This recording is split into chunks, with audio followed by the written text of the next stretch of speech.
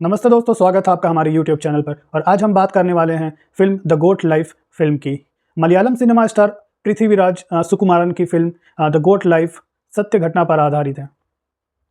मलयालम साहित्य की दुनिया में सबसे लोकप्रिय और सबसे ज़्यादा बिकने वाले बेन्यामिन के लिखे उपन्यास अड्डू जीवतम की कहानी को पर्दे पर फिल्म के निर्देशक ब्लेसली ने उतारा है। मूल रूप से मलयालम में बनी यह फिल्म मलयालम के अलावा हिंदी, तमिल, तेलुगु और कन्नड़ में सिनेमाघरों में रिलीज हुई है। फिल्म की कहानी एक मलयाली अप्रवासी मजदूर की है जो कमाने के लिए सऊदी अरब जाता है और वहां फंस जाता है। पृथ्वीराज सुकुमारन की अगली महीने ईद पर बड़े मियाँ छोटे मियाँ रिलीज होने जा रही है। इस फिल्म से पहले उनके करियर का यह फिल्म ज़बरदस्त ट्रेलर है। वैसे भी पृथ्वीराज सुकुमारन इस फिल्म से पहले हिंदी पट्टी के दर्शकों के बीच रानी मुखर्जी के साथ फिल्म अय्या, औरंगजेब और नाम सवाना जैसी फिल्मों में नजर आ चुके हैं। पिछले साल रिलीज फिल्म सालार पार्ट 1 में भी उनके काम को काफ़ी सराहा गया। फिल्म की कहानी की शुरुआत नजीब मोहम्मद से होती है, जो अपने गांव में ही नदी से रेत निकालकर अपने परिवार का पालन पोषण करता है। आम इंसान की तरह उसके भी कुछ अरमान और सपने हैं। वो सोचता है कि कम से कम इतने पैसे कमा लें कि अपनी पत्नी, आने वाले बच्चे और अपनी माँ को खुश रख सके। लेकिन गांव में मजदूरी करके यह संभव नहीं कि वह अपने परिवार को खुश रख सके। तभी उसके दोस्त सऊदी अरब जाने की सलाह लेते हैं। नजीब सोचता है कि वह तो सिर्फ 5वीं तक ही पढ़ा है, वहाँ जाकर क्या करेगा। दोस्त समझाते हैं कि वहाँ भी जाकर मजदूरी ही तो करनी है। नजीब अपना घर गिरवी रखकर टिकट और वीज़ा के लिए पैसे का इंतजार करता है और सऊदी अरब पहुँच जाता है। लेकिन एयरपोर्ट पर ही गलत आदमी के हाथ लग जाता है और ऐसी जगह पहुँच जाता है जहाँ से वापस आने की कोई उम्मीद नहीं बचती। नजीब यह मान चुका है कि अब जीवन में वह कभी भी उस दलदल से नहीं निकल पाएगा। यह फिल्म खाड़ी देशों में काम करने वाले अप्रवासी मजदूरों की पीड़ा और उनकी व्यथा को ऐसे चित्रित करती है कि फिल्म देखने के बाद रोंगटे खड़े हो जाते हैं। किस तरह से अप्रवासी मजदूर के साथ जानवरों से भी बदतर सलूक किया जाता है, बस वह इस फिल्म को देखने के बाद समझ में आता है। इस फिल्म में नजीब मोहम्मद के साथ भी यही होता है। नजीब को रातों रात रेगिस्तान में भेड़ बकरियों और ऊँटों के बीच छोड़ दिया जाता है। वह गुलाम बनकर भेड़ बकरियों की तरह ज़िंदगी जीने पर मजबूर हो जाता है, क्योंकि वहाँ से वापस आने का कोई रास्ता नहीं। फिर किस तरह से 3 साल तक वहाँ रहने के बाद नजीब वहाँ से निकलने में सफल होता है और उसे रास्ते में किन किन कठिनाइयों से, मुसीबतों से गुजरना पड़ता है। इसी के साथ फिल्म की कहानी आगे बढ़ती है। इस फिल्म में नजीब के किरदार के माध्यम से अप्रवासी मजदूरों के दर्द और उनकी व्यथा को ऐसे व्यक्त किया गया है जो अपने देश वापस आने की उम्मीद छोड़कर मौत के इंतजार में बैठे हैं। इस फिल्म में पृथ्वीराज सुकुमारन ने अभिनय नहीं किया है, बल्कि नजीब मोहम्मद के किरदार को जिया है। इस किरदार को निभाने के लिए वह जिस कार्य परिवर्तन के दौरान से गुजरे हैं, वह किसी भी अभिनेता के लिए आसान नहीं है। अपनी भूमिका के लिए पृथ्वीराज का काया परिवर्तन वास्तव में सराहनीय है। चरित्र के प्रति उनके समर्पण और भूमिका को प्रामाणिक रूप से चित्रित करने के लिए उनके द्वारा किए गए शारीरिक परिवर्तन की जितनी भी सराहना की जाए कम है। फिल्म की कहानी सिर्फ बस इतनी है कि एक भारतीय मजदूर सऊदी अरब में जाकर फंस जाता है और वहाँ से बाहर कैसे निकलता है। सिर्फ इतनी सी कहानी को फिल्म के निर्देशक ब्लेसली ने पटकथा से इतनी सशक्त बना दिया है कि स्क्रीन से नज़र नहीं हटती। फिल्म के एक एक सीक्वेंस को ब्लेसली ने बहुत ही खूबसूरती के साथ सजाया है। फिल्म की पूरी कहानी पृथ्वीराज सुकुमारन के किरदार नजीब मोहम्मद के ही इर्द गिर्द घूमती है। फिल्म में पृथ्वीराज सुकुमारन की पत्नी सानू का किरदार अमला पॉल ने निभाया है। फिल्म में भले ही उनकी छोटी सी भूमिका है, लेकिन छोटी सी भी भूमिका वह अच्छा खासा प्रभाव छोड़ती है।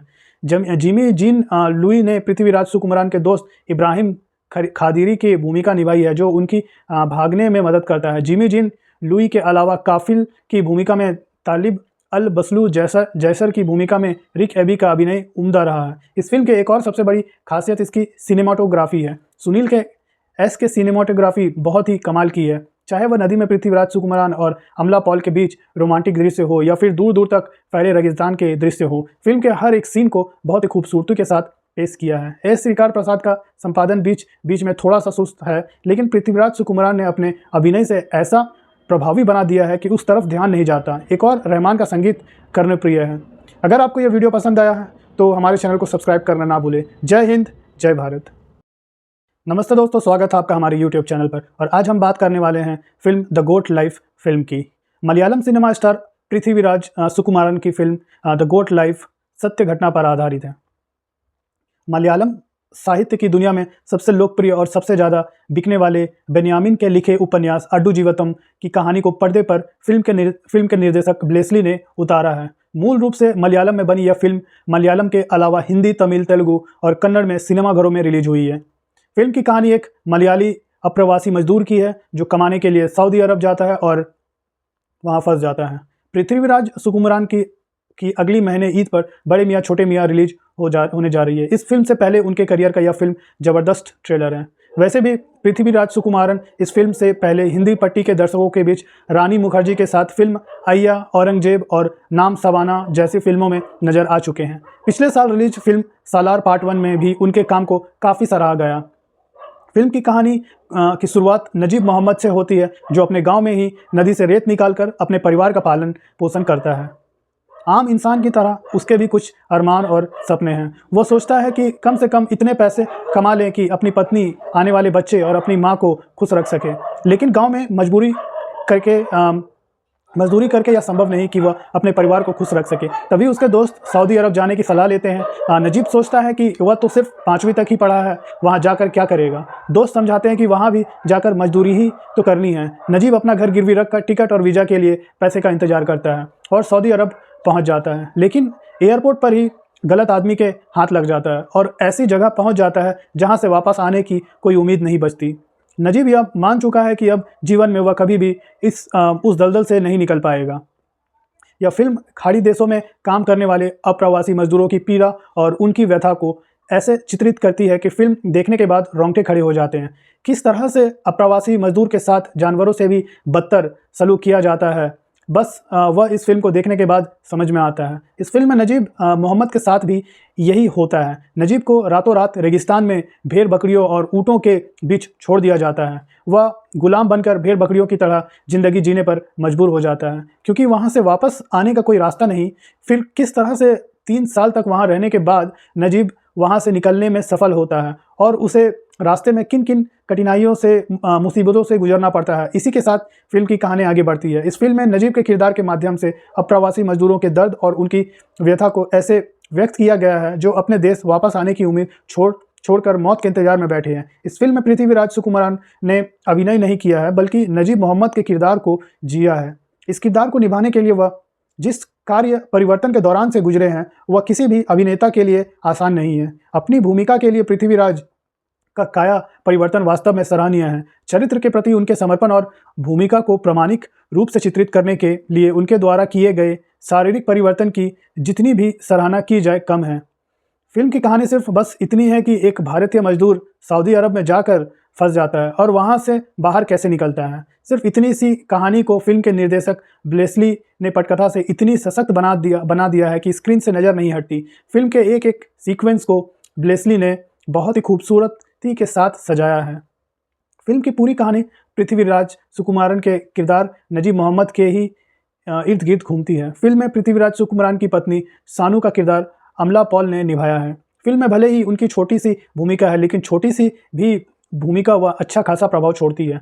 जिमी जीन लुई ने पृथ्वीराज सुकुमारन के दोस्त इब्राहिम खादिरी की भूमिका निभाई है जो उनकी भागने में मदद करता है। जिमी जीन लुई के अलावा काफिल की भूमिका में तालिब अल बसलू जैसर की भूमिका में रिक एबी का अभिनय उम्दा रहा है। इस फिल्म के एक और सबसे बड़ी खासियत इसकी सिनेमाटोग्राफी है। सुनील के सिनेमाटोग्राफी बहुत ही कमाल की है। चाहे वह नदी में पृथ्वीराज सुकुमारन और अमला पॉल के बीच रोमांटिक दृश्य हो या फिर दूर दूर तक फैले रेगिस्तान के दृश्य हो, फिल्म के हर एक सीन को बहुत ही खूबसूरती के साथ पेश किया है। एस श्रीकार प्रसाद का संपादन बीच में थोड़ा सा सुस्त है लेकिन पृथ्वीराज सुकुमारन ने अपने अभिनय से ऐसा प्रभावी बना दिया है कि उस तरफ ध्यान नहीं जाता। एक और रहमान का संगीत कर्णप्रिय है। अगर आपको यह वीडियो पसंद आया है तो हमारे चैनल को सब्सक्राइब करना ना भूलें। जय हिंद, जय भारत। नमस्ते दोस्तों, स्वागत है आपका हमारे YouTube चैनल पर। और आज हम बात करने वाले हैं film the goat life film की। मलयालम सिनेमा स्टार पृथ्वीराज सुकुमारन की फिल्म द गोट लाइफ सत्य घटना पर आधारित है। मलयालम साहित्य की दुनिया में सबसे लोकप्रिय और सबसे ज़्यादा बिकने वाले बेन्यामिन के लिखे उपन्यास अड्डू जीवतम की कहानी को पर्दे पर फिल्म के निर्देशक ब्लेसली ने उतारा है। मूल रूप से मलयालम में बनी यह फिल्म मलयालम के अलावा हिंदी, तमिल, तेलुगु और कन्नड़ में सिनेमाघरों में रिलीज हुई है। फिल्म की कहानी एक मलयाली अप्रवासी मजदूर की है जो कमाने के लिए सऊदी अरब जाता है और वहाँ फंस जाता है। पृथ्वीराज सुकुमारन की अगली महीने ईद पर बड़े मियाँ छोटे मियाँ रिलीज होने जा रही है। इस फिल्म से पहले उनके करियर का यह फिल्म ज़बरदस्त ट्रेलर है। वैसे भी पृथ्वीराज सुकुमारन इस फिल्म से पहले हिंदी पट्टी के दर्शकों के बीच रानी मुखर्जी के साथ फिल्म अय्या, औरंगजेब और नाम सवाना जैसी फिल्मों में नजर आ चुके हैं। पिछले साल रिलीज फिल्म सालार पार्ट 1 में भी उनके काम को काफ़ी सराहा गया। फिल्म की कहानी की शुरुआत नजीब मोहम्मद से होती है, जो अपने गांव में ही नदी से रेत निकालकर अपने परिवार का पालन पोषण करता है। आम इंसान की तरह उसके भी कुछ अरमान और सपने हैं। वो सोचता है कि कम से कम इतने पैसे कमा लें कि अपनी पत्नी, आने वाले बच्चे और अपनी माँ को खुश रख सके। लेकिन गांव में मजदूरी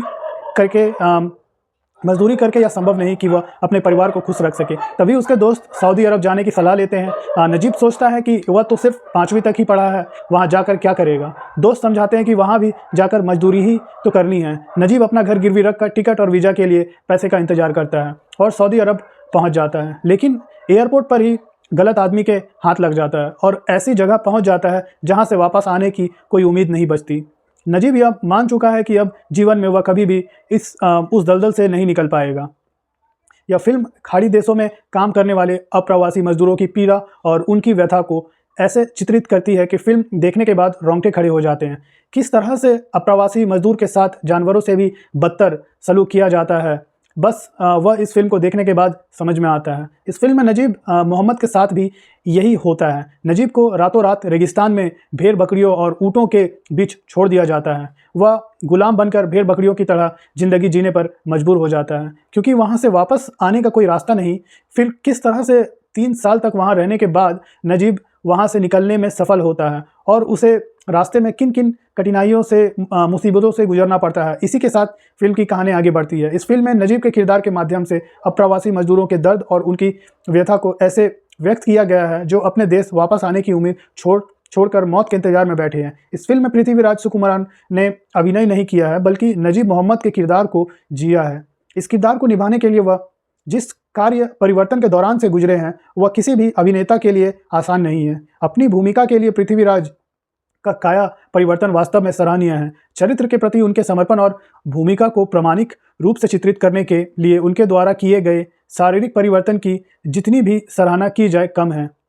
फिल्म की कहानी सिर्फ बस इतनी है कि एक भारतीय मजदूर सऊदी अरब में जाकर फंस जाता है और वहाँ से बाहर कैसे निकलता है। सिर्फ इतनी सी कहानी को फिल्म के निर्देशक ब्लेसली ने पटकथा से इतनी सशक्त बना दिया है कि स्क्रीन से नज़र नहीं हटती। फिल्म के एक एक सीक्वेंस को ब्लेसली ने बहुत ही खूबसूरती के साथ सजाया है। फिल्म की पूरी कहानी पृथ्वीराज सुकुमारन के किरदार नजीब मोहम्मद के ही इर्द गिर्द घूमती है। फिल्म में पृथ्वीराज सुकुमारन की पत्नी सानू का किरदार अमला पॉल ने निभाया है। फिल्म में भले ही उनकी छोटी सी भूमिका है, लेकिन छोटी सी भी भूमिका वह अच्छा खासा प्रभाव छोड़ती है। जिमी जीन लुई ने पृथ्वीराज सुकुमारन के दोस्त इब्राहिम खादिरी की भूमिका निभाई है, जो उनकी भागने में मदद करता है। जिमी जीन लुई के अलावा काफिल की भूमिका में तालिब अल बसलू जैसर की भूमिका में रिक एबी का अभिनय उम्दा रहा है। इस फिल्म के एक और सबसे बड़ी खासियत इसकी सिनेमाटोग्राफी है। सुनील के की सिनेमाटोग्राफी बहुत ही कमाल की है। चाहे वह नदी में पृथ्वीराज सुकुमारन और अमला पॉल के बीच रोमांटिक दृश्य हो या फिर दूर दूर तक फैले रेगिस्तान के दृश्य हो, फिल्म के हर एक सीन को बहुत ही खूबसूरती के साथ पेश किया है। एस श्रीकार प्रसाद का संपादन बीच में थोड़ा सा सुस्त है, लेकिन पृथ्वीराज सुकुमारन ने अपने अभिनय से ऐसा प्रभावी बना दिया है कि उस तरफ ध्यान नहीं जाता। एक और रहमान का संगीत कर्णप्रिय है। अगर आपको यह वीडियो पसंद आया है तो हमारे चैनल को सब्सक्राइब करना ना भूलें। जय हिंद, जय भारत। नमस्ते दोस्तों, स्वागत है आपका हमारे YouTube चैनल पर। और आज हम बात करने वाले हैं film the goat life film की। मलयालम सिनेमा स्टार पृथ्वीराज सुकुमारन की फिल्म द गोट लाइफ सत्य घटना पर आधारित है। मलयालम साहित्य की दुनिया में सबसे लोकप्रिय और सबसे ज़्यादा बिकने वाले बेन्यामिन के लिखे उपन्यास अड्डू जीवतम की कहानी को पर्दे पर फिल्म के निर्देशक ब्लेसली ने उतारा है। मूल रूप से मलयालम में बनी यह फिल्म मलयालम के अलावा हिंदी, तमिल, तेलुगु और कन्नड़ में सिनेमाघरों में रिलीज हुई है। फिल्म की कहानी एक मलयाली अप्रवासी मजदूर की है जो कमाने के लिए सऊदी अरब जाता है और वहाँ फंस जाता है। पृथ्वीराज सुकुमारन की अगली महीने ईद पर बड़े मियाँ छोटे मियाँ रिलीज होने जा रही है। इस फिल्म से पहले उनके करियर का यह फिल्म ज़बरदस्त ट्रेलर है। वैसे भी पृथ्वीराज सुकुमारन इस फिल्म से पहले हिंदी पट्टी के दर्शकों के बीच रानी मुखर्जी के साथ फिल्म अय्या, औरंगजेब और नाम सवाना जैसी फिल्मों में नजर आ चुके हैं। पिछले साल रिलीज फिल्म सालार पार्ट 1 में भी उनके काम को काफ़ी सराहा गया। फिल्म की कहानी की शुरुआत नजीब मोहम्मद से होती है, जो अपने गांव में ही नदी से रेत निकालकर अपने परिवार का पालन पोषण करता है। आम इंसान की तरह उसके भी कुछ अरमान और सपने हैं। वो सोचता है कि कम से कम इतने पैसे कमा लें कि अपनी पत्नी, आने वाले बच्चे और अपनी माँ को खुश रख सके। लेकिन गांव में मजदूरी करके यह संभव नहीं कि वह अपने परिवार को खुश रख सके। तभी उसके दोस्त सऊदी अरब जाने की सलाह लेते हैं। नजीब सोचता है कि वह तो सिर्फ 5वीं तक ही पढ़ा है, वहाँ जाकर क्या करेगा। दोस्त समझाते हैं कि वहाँ भी जाकर मजदूरी ही तो करनी है। नजीब अपना घर गिरवी रखकर टिकट और वीज़ा के लिए पैसे का इंतजार करता है और सऊदी अरब पहुँच जाता है। लेकिन एयरपोर्ट पर ही गलत आदमी के हाथ लग जाता है और ऐसी जगह पहुँच जाता है जहाँ से वापस आने की कोई उम्मीद नहीं बचती। नजीब यह मान चुका है कि अब जीवन में वह कभी भी उस दलदल से नहीं निकल पाएगा। यह फिल्म खाड़ी देशों में काम करने वाले अप्रवासी मजदूरों की पीड़ा और उनकी व्यथा को ऐसे चित्रित करती है कि फिल्म देखने के बाद रोंगटे खड़े हो जाते हैं। किस तरह से अप्रवासी मजदूर के साथ जानवरों से भी बदतर सलूक किया जाता है, बस वह इस फिल्म को देखने के बाद समझ में आता है। इस फिल्म में नजीब मोहम्मद के साथ भी यही होता है। नजीब को रातों रात रेगिस्तान में भेड़ बकरियों और ऊँटों के बीच छोड़ दिया जाता है। वह गुलाम बनकर भेड़ बकरियों की तरह ज़िंदगी जीने पर मजबूर हो जाता है क्योंकि वहाँ से वापस आने का कोई रास्ता नहीं।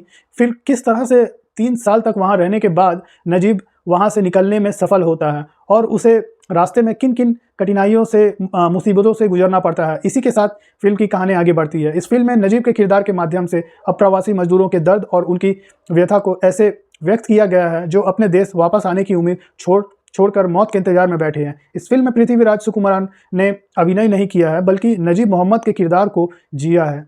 इस किरदार को निभाने के लिए वह जिस कार्य परिवर्तन के दौरान से गुजरे हैं वह किसी भी अभिनेता के लिए आसान नहीं है। अपनी भूमिका के लिए पृथ्वीराज का काया परिवर्तन वास्तव में सराहनीय है। चरित्र के प्रति उनके समर्पण और भूमिका को प्रामाणिक रूप से चित्रित करने के लिए उनके द्वारा किए गए शारीरिक परिवर्तन की जितनी भी सराहना की जाए कम है।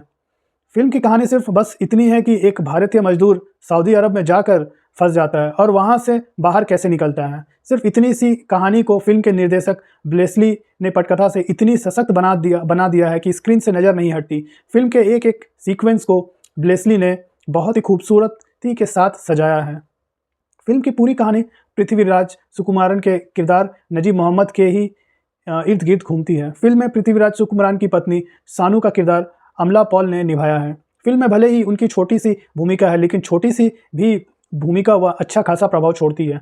जिमी जीन लुई ने पृथ्वीराज सुकुमारन के दोस्त इब्राहिम खादिरी की भूमिका निभाई है जो उनकी भागने में मदद करता है। जिमी जीन लुई के अलावा काफिल की भूमिका में तालिब अल बसलू जैसर की भूमिका में रिक एबी का अभिनय उम्दा रहा है। इस फिल्म के एक और सबसे बड़ी खासियत इसकी सिनेमाटोग्राफी है। सुनील के एस के सिनेमाटोग्राफी बहुत ही कमाल की है। चाहे वह नदी में पृथ्वीराज सुकुमारन और अमला पॉल के बीच रोमांटिक दृश्य हो या फिर दूर दूर तक फैले रेगिस्तान के दृश्य हो, फिल्म के हर एक सीन को बहुत ही खूबसूरती के साथ पेश किया है। एस श्रीकार प्रसाद का संपादन बीच में थोड़ा सा सुस्त है लेकिन पृथ्वीराज सुकुमारन ने अपने अभिनय से ऐसा प्रभावी बना दिया है कि उस तरफ ध्यान नहीं जाता। एक और रहमान का संगीत कर्णप्रिय है। अगर आपको यह वीडियो पसंद आया है तो हमारे चैनल को सब्सक्राइब करना ना भूलें। जय हिंद, जय भारत।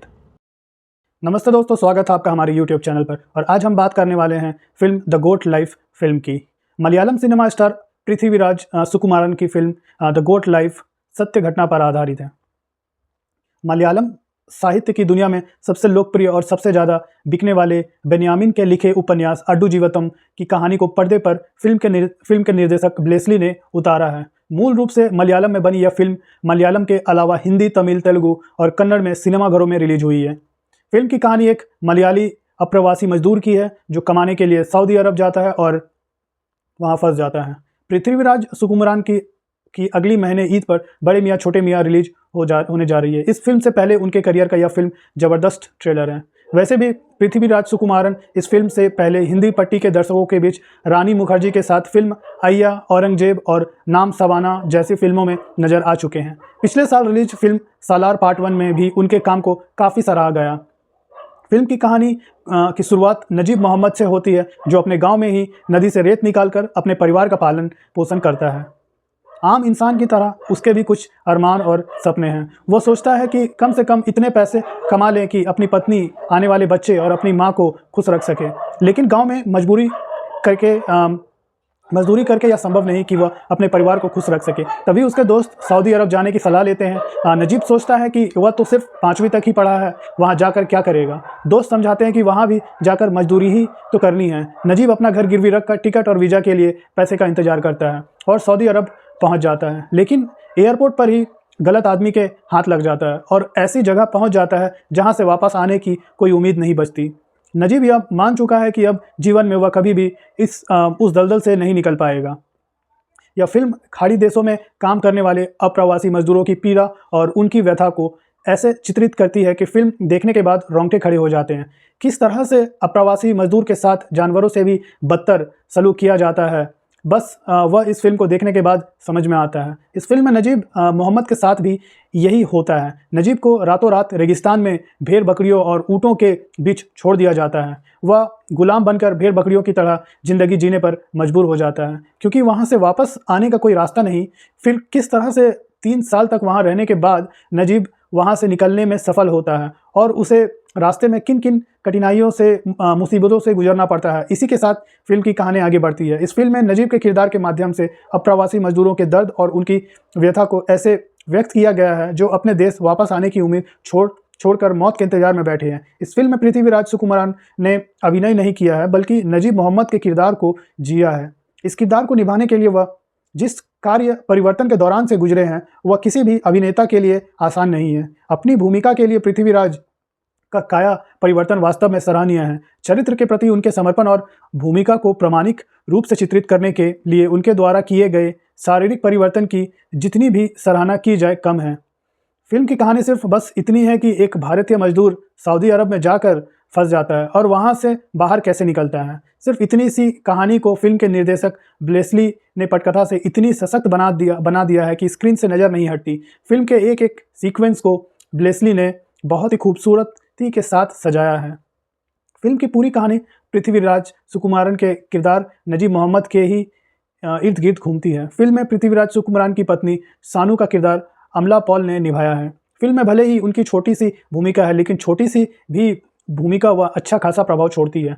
जिमी जीन लुई ने पृथ्वीराज सुकुमारन के दोस्त इब्राहिम खादिरी की भूमिका निभाई है, जो उनकी भागने में मदद करता है। जिमी जीन लुई के अलावा काफिल की भूमिका में तालिब अल बसलू जैसर की भूमिका में रिक एबी का अभिनय उम्दा रहा है। इस फिल्म के एक और सबसे बड़ी खासियत इसकी सिनेमाटोग्राफी है। सुनील के की सिनेमाटोग्राफी बहुत ही कमाल की है। चाहे वह नदी में पृथ्वीराज सुकुमारन और अमला पॉल के बीच रोमांटिक दृश्य हो या फिर दूर दूर तक फैले रेगिस्तान के दृश्य हो, फिल्म के हर एक सीन को बहुत ही खूबसूरती के साथ पेश किया है। एस श्रीकार प्रसाद का संपादन बीच में थोड़ा सा सुस्त है, लेकिन पृथ्वीराज सुकुमारन ने अपने अभिनय से ऐसा प्रभावी बना दिया है कि उस तरफ ध्यान नहीं जाता। एक और रहमान का संगीत कर्णप्रिय है।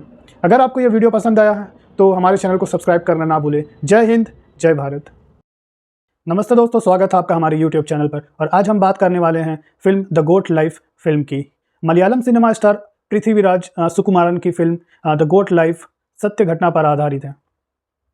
मलयालम साहित्य की दुनिया में सबसे लोकप्रिय और सबसे ज़्यादा बिकने वाले बेन्यामिन के लिखे उपन्यास अड्डू जीवतम की कहानी को पर्दे पर फिल्म के निर्देशक ब्लेसली ने उतारा है। मूल रूप से मलयालम में बनी यह फिल्म मलयालम के अलावा हिंदी, तमिल, तेलुगु और कन्नड़ में सिनेमाघरों में रिलीज हुई है। फिल्म की कहानी एक मलयाली अप्रवासी मजदूर की है जो कमाने के लिए सऊदी अरब जाता है और वहाँ फंस जाता है।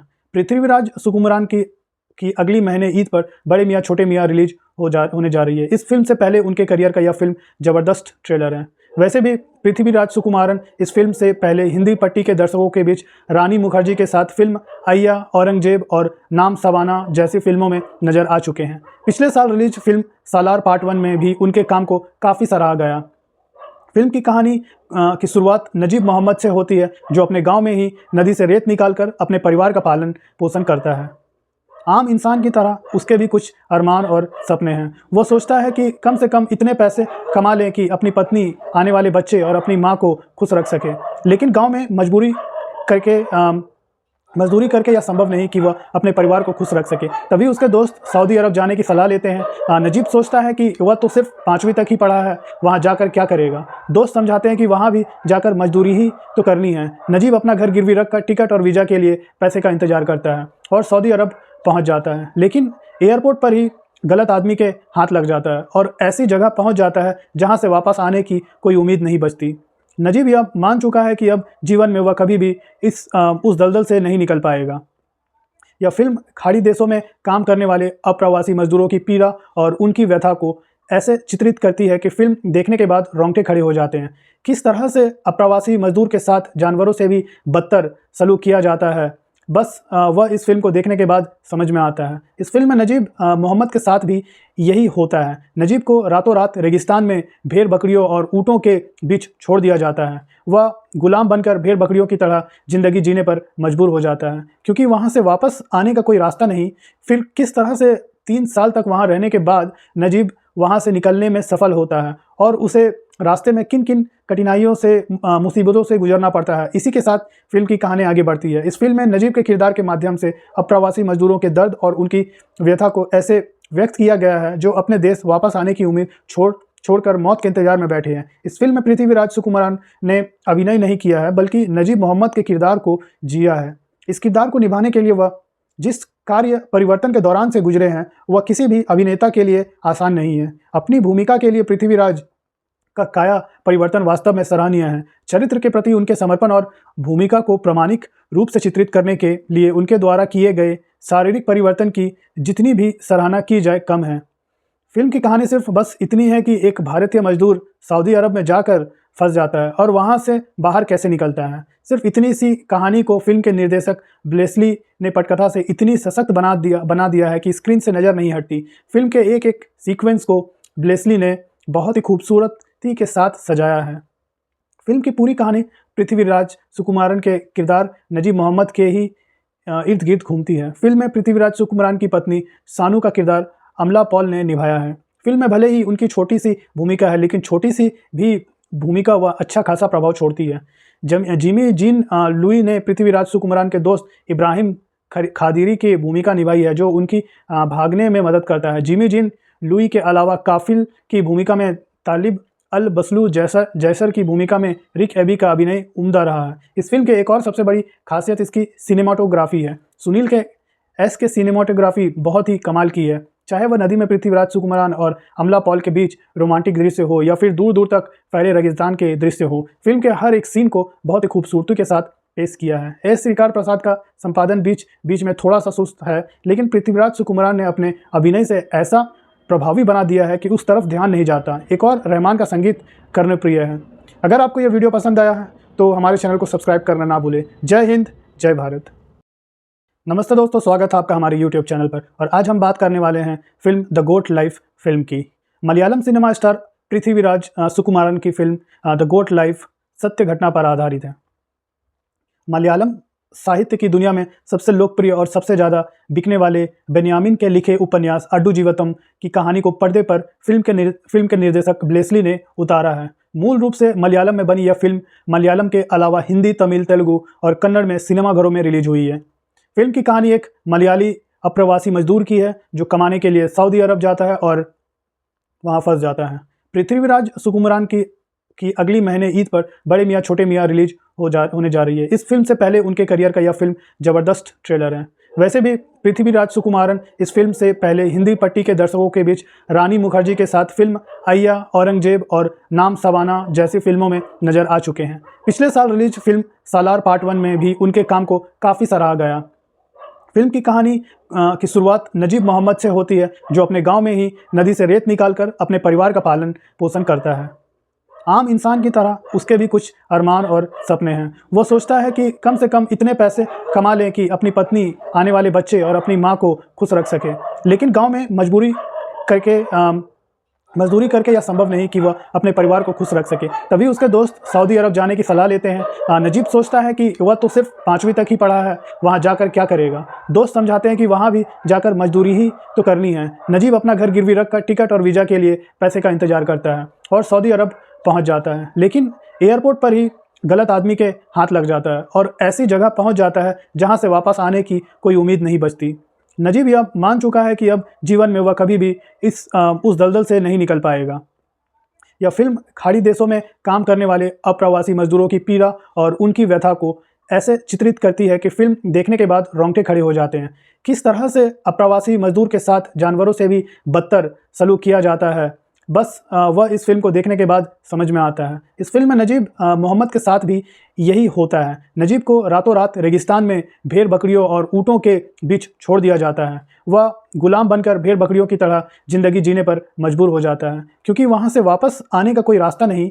फिर किस तरह से 3 साल तक वहाँ रहने के बाद नजीब वहाँ से निकलने में सफल होता है और उसे रास्ते में किन किन कठिनाइयों से मुसीबतों से गुजरना पड़ता है। इसी के साथ फिल्म की कहानी आगे बढ़ती है। इस फिल्म में नजीब के किरदार के माध्यम से अप्रवासी मजदूरों के दर्द और उनकी व्यथा को ऐसे व्यक्त किया गया है जो अपने देश वापस आने की उम्मीद छोड़कर मौत के इंतजार में बैठे हैं। इस फिल्म में पृथ्वीराज सुकुमारन ने अभिनय नहीं किया है, बल्कि नजीब मोहम्मद के किरदार को जिया है। इस किरदार को निभाने के लिए वह जिस कार्य परिवर्तन के दौरान से गुजरे हैं वह किसी भी अभिनेता के लिए आसान नहीं है। अपनी भूमिका के लिए पृथ्वीराज का काया परिवर्तन वास्तव में सराहनीय है। चरित्र के प्रति उनके समर्पण और भूमिका को प्रामाणिक रूप से चित्रित करने के लिए उनके द्वारा किए गए शारीरिक परिवर्तन की जितनी भी सराहना की जाए कम है। फिल्म की कहानी सिर्फ बस इतनी है कि एक भारतीय मजदूर सऊदी अरब में जाकर फंस जाता है और वहाँ से बाहर कैसे निकलता है। सिर्फ इतनी सी कहानी को फिल्म के निर्देशक ब्लेसली ने पटकथा से इतनी सशक्त बना दिया है कि स्क्रीन से नज़र नहीं हटती। फिल्म के एक एक सीक्वेंस को ब्लेसली ने बहुत ही खूबसूरती के साथ सजाया है। फिल्म की पूरी कहानी पृथ्वीराज सुकुमारन के किरदार नजीब मोहम्मद के ही इर्द गिर्द घूमती है। फिल्म में पृथ्वीराज सुकुमारन की पत्नी सानू का किरदार अमला पॉल ने निभाया है। फिल्म में भले ही उनकी छोटी सी भूमिका है, लेकिन छोटी सी भी भूमिका वह अच्छा खासा प्रभाव छोड़ती है। जिमी जीन लुई ने पृथ्वीराज सुकुमारन के दोस्त इब्राहिम खादिरी की भूमिका निभाई है, जो उनकी भागने में मदद करता है। जिमी जीन लुई के अलावा काफिल की भूमिका में तालिब अल बसलू जैसर की भूमिका में रिक एबी का अभिनय उम्दा रहा है। इस फिल्म के एक और सबसे बड़ी खासियत इसकी सिनेमाटोग्राफी है। सुनील के एस के सिनेमाटोग्राफी बहुत ही कमाल की है। चाहे वह नदी में पृथ्वीराज सुकुमारन और अमला पॉल के बीच रोमांटिक दृश्य हो या फिर दूर दूर तक फैले रेगिस्तान के दृश्य हो, फिल्म के हर एक सीन को बहुत ही खूबसूरती के साथ पेश किया है। एस श्रीकार प्रसाद का संपादन बीच में थोड़ा सा सुस्त है, लेकिन पृथ्वीराज सुकुमारन ने अपने अभिनय से ऐसा प्रभावी बना दिया है कि उस तरफ ध्यान नहीं जाता। एक और रहमान का संगीत कर्णप्रिय है। अगर आपको यह वीडियो पसंद आया है तो हमारे चैनल को सब्सक्राइब करना ना भूलें। जय हिंद, जय भारत। नमस्ते दोस्तों, स्वागत है आपका हमारे YouTube चैनल पर। और आज हम बात करने वाले हैं film the goat life film की। मलयालम सिनेमा स्टार पृथ्वीराज सुकुमारन की फिल्म द गोट लाइफ सत्य घटना पर आधारित है। मलयालम साहित्य की दुनिया में सबसे लोकप्रिय और सबसे ज़्यादा बिकने वाले बेन्यामिन के लिखे उपन्यास अड्डू जीवतम की कहानी को पर्दे पर फिल्म के निर्देशक ब्लेसली ने उतारा है। मूल रूप से मलयालम में बनी यह फिल्म मलयालम के अलावा हिंदी, तमिल, तेलुगु और कन्नड़ में सिनेमाघरों में रिलीज हुई है। फिल्म की कहानी एक मलयाली अप्रवासी मजदूर की है जो कमाने के लिए सऊदी अरब जाता है और वहाँ फंस जाता है। पृथ्वीराज सुकुमारन की अगली महीने ईद पर बड़े मियाँ छोटे मियाँ रिलीज होने जा रही है। इस फिल्म से पहले उनके करियर का यह फिल्म ज़बरदस्त ट्रेलर है। वैसे भी पृथ्वीराज सुकुमारन इस फिल्म से पहले हिंदी पट्टी के दर्शकों के बीच रानी मुखर्जी के साथ फिल्म अय्या, औरंगजेब और नाम सवाना जैसी फिल्मों में नजर आ चुके हैं। पिछले साल रिलीज फिल्म सालार पार्ट 1 में भी उनके काम को काफ़ी सराहा गया। फिल्म की कहानी की शुरुआत नजीब मोहम्मद से होती है, जो अपने गांव में ही नदी से रेत निकालकर अपने परिवार का पालन पोषण करता है। आम इंसान की तरह उसके भी कुछ अरमान और सपने हैं। वो सोचता है कि कम से कम इतने पैसे कमा लें कि अपनी पत्नी, आने वाले बच्चे और अपनी माँ को खुश रख सके। लेकिन गांव में मजदूरी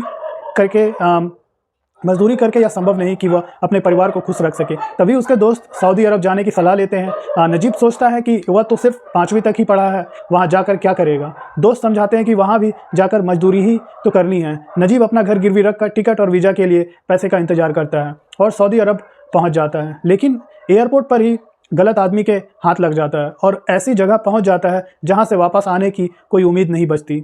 नजीब यह मान चुका है कि अब जीवन में वह कभी भी उस दलदल से नहीं निकल पाएगा। यह फिल्म खाड़ी देशों में काम करने वाले अप्रवासी मजदूरों की पीड़ा और उनकी व्यथा को ऐसे चित्रित करती है कि फिल्म देखने के बाद रोंगटे खड़े हो जाते हैं। किस तरह से अप्रवासी मजदूर के साथ जानवरों से भी बदतर सलूक किया जाता है, बस वह इस फिल्म को देखने के बाद समझ में आता है। इस फिल्म में नजीब मोहम्मद के साथ भी यही होता है। नजीब को रातों रात रेगिस्तान में भेड़ बकरियों और ऊँटों के बीच छोड़ दिया जाता है। वह गुलाम बनकर भेड़ बकरियों की तरह ज़िंदगी जीने पर मजबूर हो जाता है, क्योंकि वहाँ से वापस आने का कोई रास्ता नहीं।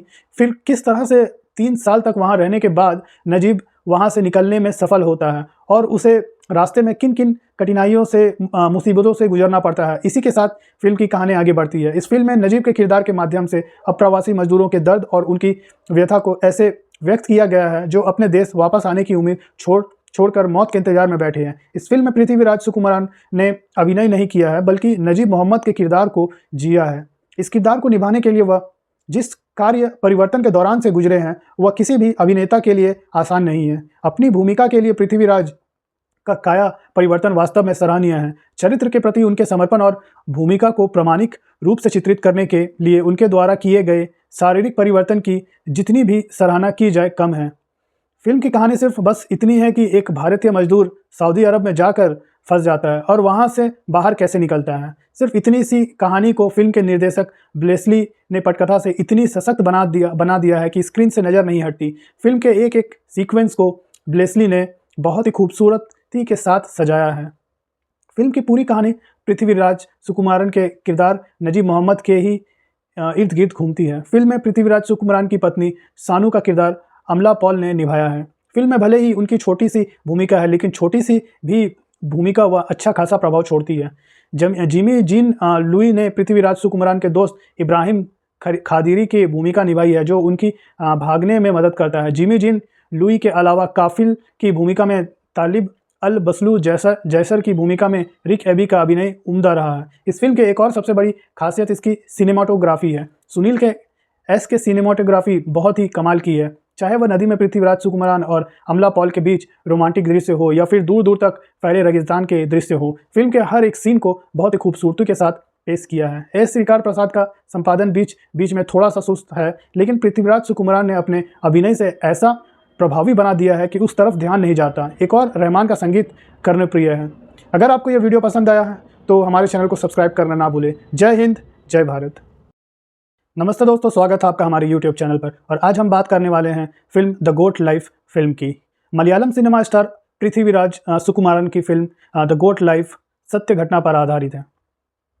मलयालम साहित्य की दुनिया में सबसे लोकप्रिय और सबसे ज़्यादा बिकने वाले बेन्यामिन के लिखे उपन्यास अड्डू जीवतम की कहानी को पर्दे पर फिल्म के निर्देशक ब्लेसली ने उतारा है। मूल रूप से मलयालम में बनी यह फिल्म मलयालम के अलावा हिंदी, तमिल, तेलुगु और कन्नड़ में सिनेमाघरों में रिलीज हुई है। फिल्म की कहानी एक मलयाली अप्रवासी मजदूर की है जो कमाने के लिए सऊदी अरब जाता है और वहाँ फंस जाता है। पृथ्वीराज सुकुमारन की अगली महीने ईद पर बड़े मियाँ छोटे मियाँ रिलीज होने जा रही है। इस फिल्म से पहले उनके करियर का यह फिल्म ज़बरदस्त ट्रेलर है। वैसे भी पृथ्वीराज सुकुमारन इस फिल्म से पहले हिंदी पट्टी के दर्शकों के बीच रानी मुखर्जी के साथ फिल्म अय्या, औरंगजेब और नाम सवाना जैसी फिल्मों में नजर आ चुके हैं। पिछले साल रिलीज फिल्म सालार पार्ट 1 में भी उनके काम को काफ़ी सराहा गया। फिल्म की कहानी की शुरुआत नजीब मोहम्मद से होती है, जो अपने गांव में ही नदी से रेत निकालकर अपने परिवार का पालन पोषण करता है। आम इंसान की तरह उसके भी कुछ अरमान और सपने हैं। वो सोचता है कि कम से कम इतने पैसे कमा लें कि अपनी पत्नी, आने वाले बच्चे और अपनी माँ को खुश रख सके। लेकिन गांव में मजदूरी करके यह संभव नहीं कि वह अपने परिवार को खुश रख सके। तभी उसके दोस्त सऊदी अरब जाने की सलाह लेते हैं। नजीब सोचता है कि वह तो सिर्फ 5वीं तक ही पढ़ा है, वहाँ जाकर क्या करेगा। दोस्त समझाते हैं कि वहाँ भी जाकर मजदूरी ही तो करनी है। नजीब अपना घर गिरवी रखकर टिकट और वीज़ा के लिए पैसे का इंतजार करता है और सऊदी अरब पहुँच जाता है। लेकिन एयरपोर्ट पर ही गलत आदमी के हाथ लग जाता है और ऐसी जगह पहुँच जाता है जहाँ से वापस आने की कोई उम्मीद नहीं बचती। नजीब यह मान चुका है कि अब जीवन में वह कभी भी उस दलदल से नहीं निकल पाएगा।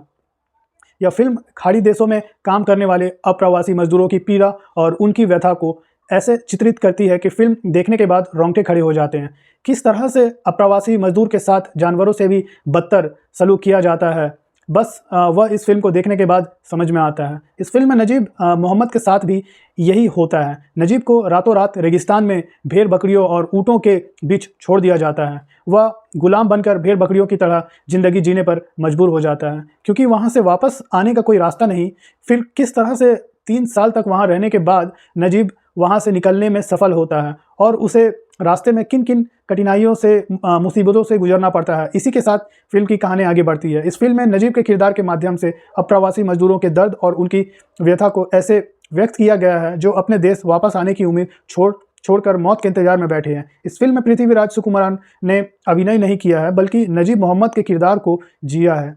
इस किरदार को निभाने के लिए वह जिस कार्य परिवर्तन के दौरान से गुजरे हैं वह किसी भी अभिनेता के लिए आसान नहीं है। अपनी भूमिका के लिए पृथ्वीराज का काया परिवर्तन वास्तव में सराहनीय है। चरित्र के प्रति उनके समर्पण और भूमिका को प्रामाणिक रूप से चित्रित करने के लिए उनके द्वारा किए गए शारीरिक परिवर्तन की जितनी भी सराहना की जाए कम है।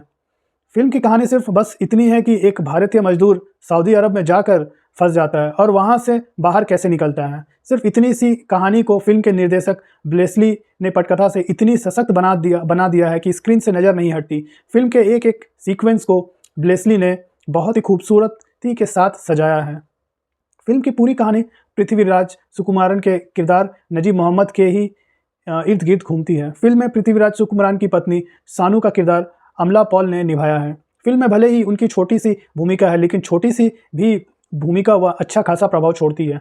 जिमी जीन लुई ने पृथ्वीराज सुकुमारन के दोस्त इब्राहिम खादिरी की भूमिका निभाई है जो उनकी भागने में मदद करता है। जिमी जीन लुई के अलावा काफिल की भूमिका में तालिब अल बसलू जैसर की भूमिका में रिक एबी का अभिनय उम्दा रहा है। इस फिल्म के एक और सबसे बड़ी खासियत इसकी सिनेमाटोग्राफी है। सुनील के सिनेमाटोग्राफी बहुत ही कमाल की है। चाहे वह नदी में पृथ्वीराज सुकुमारन और अमला पॉल के बीच रोमांटिक दृश्य हो या फिर दूर दूर तक फैले रेगिस्तान के दृश्य हो, फिल्म के हर एक सीन को बहुत ही खूबसूरती के साथ पेश किया है। एस श्रीकार प्रसाद का संपादन बीच में थोड़ा सा सुस्त है लेकिन पृथ्वीराज सुकुमारन ने अपने अभिनय से ऐसा प्रभावी बना दिया है कि उस तरफ ध्यान नहीं जाता। एक और रहमान का संगीत कर्णप्रिय है। अगर आपको यह वीडियो पसंद आया है तो हमारे चैनल को सब्सक्राइब करना ना भूलें। जय हिंद, जय भारत। नमस्ते दोस्तों, स्वागत है आपका हमारे YouTube चैनल पर। और आज हम बात करने वाले हैं film the goat life film की। मलयालम सिनेमा स्टार पृथ्वीराज सुकुमारन की फिल्म द गोट लाइफ सत्य घटना पर आधारित है। मलयालम साहित्य की दुनिया में सबसे लोकप्रिय और सबसे ज़्यादा बिकने वाले बेन्यामिन के लिखे उपन्यास अड्डू जीवतम की कहानी को पर्दे पर फिल्म के निर्देशक ब्लेसली ने उतारा है। मूल रूप से मलयालम में बनी यह फिल्म मलयालम के अलावा हिंदी, तमिल, तेलुगु और कन्नड़ में सिनेमाघरों में रिलीज हुई है। फिल्म की कहानी एक मलयाली अप्रवासी मजदूर की है जो कमाने के लिए सऊदी अरब जाता है और वहाँ फंस जाता है। पृथ्वीराज सुकुमारन की अगली महीने ईद पर बड़े मियाँ छोटे मियाँ रिलीज होने जा रही है। इस फिल्म से पहले उनके करियर का यह फिल्म ज़बरदस्त ट्रेलर है। वैसे भी पृथ्वीराज सुकुमारन इस फिल्म से पहले हिंदी पट्टी के दर्शकों के बीच रानी मुखर्जी के साथ फिल्म अय्या, औरंगजेब और नाम सवाना जैसी फिल्मों में नजर आ चुके हैं। पिछले साल रिलीज फिल्म सालार पार्ट 1 में भी उनके काम को काफ़ी सराहा गया। फिल्म की कहानी की शुरुआत नजीब मोहम्मद से होती है जो अपने गांव में ही नदी से रेत निकालकर अपने परिवार का पालन पोषण करता है। आम इंसान की तरह उसके भी कुछ अरमान और सपने हैं। वो सोचता है कि कम से कम इतने पैसे कमा लें कि अपनी पत्नी, आने वाले बच्चे और अपनी माँ को खुश रख सके। लेकिन गांव में मजदूरी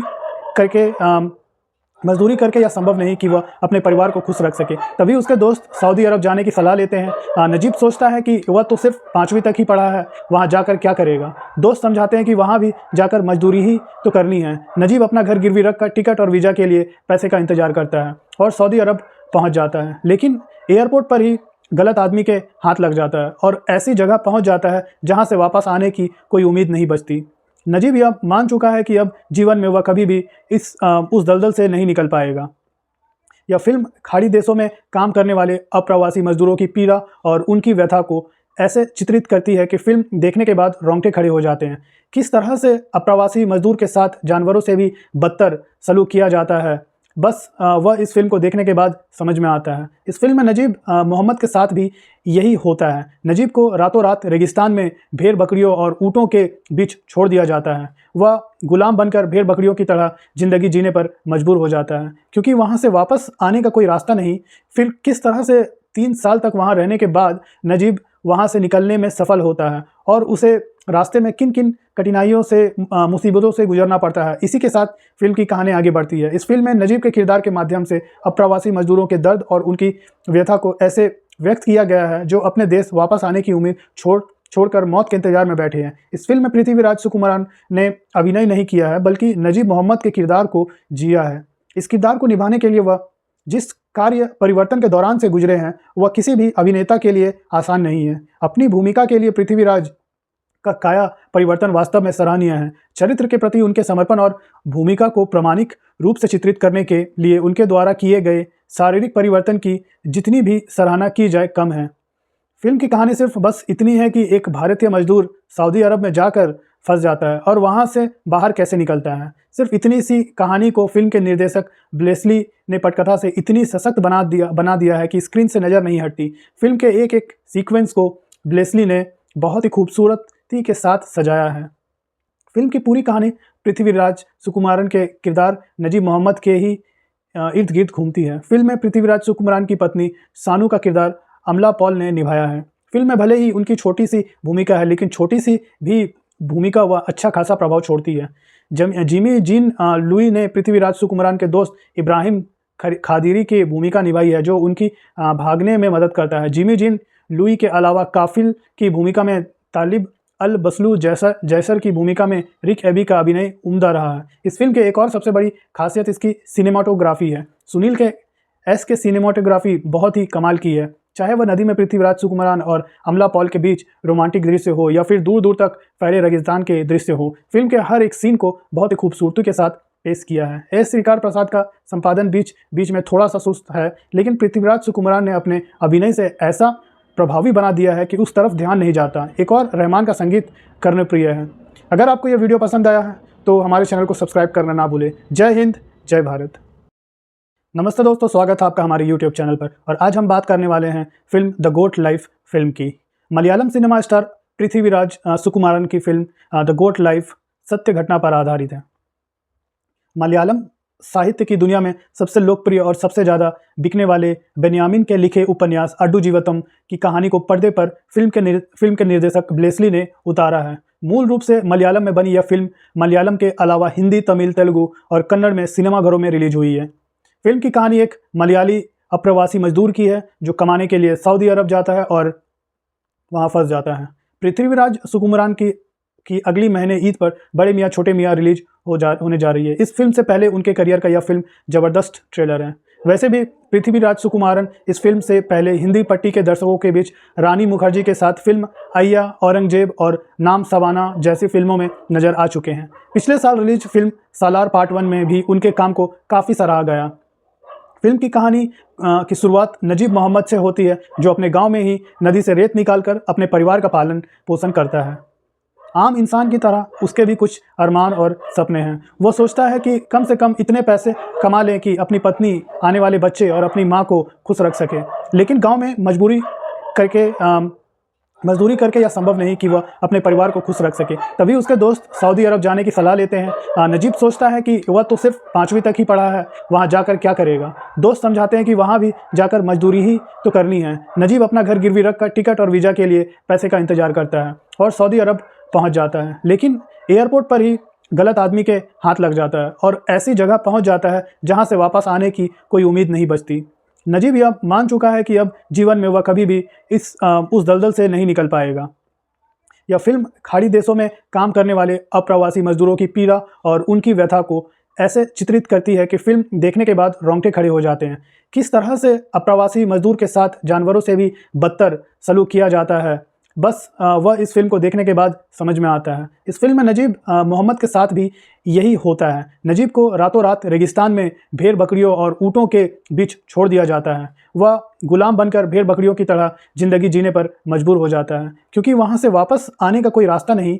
फिर किस तरह से 3 साल तक वहाँ रहने के बाद नजीब वहाँ से निकलने में सफल होता है और उसे रास्ते में किन किन कठिनाइयों से, मुसीबतों से गुजरना पड़ता है। इसी के साथ फिल्म की कहानी आगे बढ़ती है। इस फिल्म में नजीब के किरदार के माध्यम से अप्रवासी मजदूरों के दर्द और उनकी व्यथा को ऐसे व्यक्त किया गया है जो अपने देश वापस आने की उम्मीद छोड़कर मौत के इंतजार में बैठे हैं। इस फिल्म में पृथ्वीराज सुकुमारन ने अभिनय नहीं किया है, बल्कि नजीब मोहम्मद के किरदार को जिया है।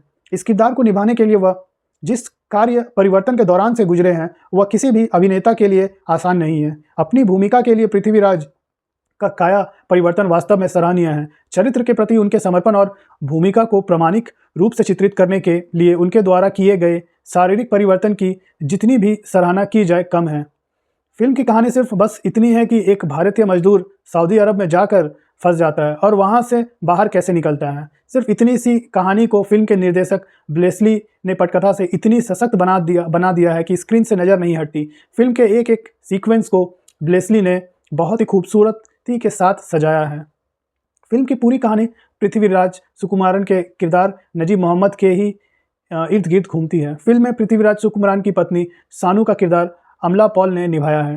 फिल्म में भले ही उनकी छोटी सी भूमिका है, लेकिन छोटी सी भी भूमिका वह अच्छा खासा प्रभाव छोड़ती है। जिमी जीन लुई ने पृथ्वीराज सुकुमारन के दोस्त इब्राहिम खादिरी की भूमिका निभाई है, जो उनकी भागने में मदद करता है। जिमी जीन लुई के अलावा काफिल की भूमिका में तालिब अल बसलू जैसर की भूमिका में रिक एबी का अभिनय उम्दा रहा है। इस फिल्म के एक और सबसे बड़ी खासियत इसकी सिनेमाटोग्राफी है। सुनील के सिनेमाटोग्राफी बहुत ही कमाल की है। चाहे वह नदी में पृथ्वीराज सुकुमारन और अमला पॉल के बीच रोमांटिक दृश्य हो या फिर दूर दूर तक फैले रेगिस्तान के दृश्य हो, फिल्म के हर एक सीन को बहुत ही खूबसूरती के साथ पेश किया है। एस श्रीकार प्रसाद का संपादन बीच में थोड़ा सा सुस्त है, लेकिन पृथ्वीराज सुकुमारन ने अपने अभिनय से ऐसा प्रभावी बना दिया है कि उस तरफ ध्यान नहीं जाता। एक और रहमान का संगीत कर्णप्रिय है।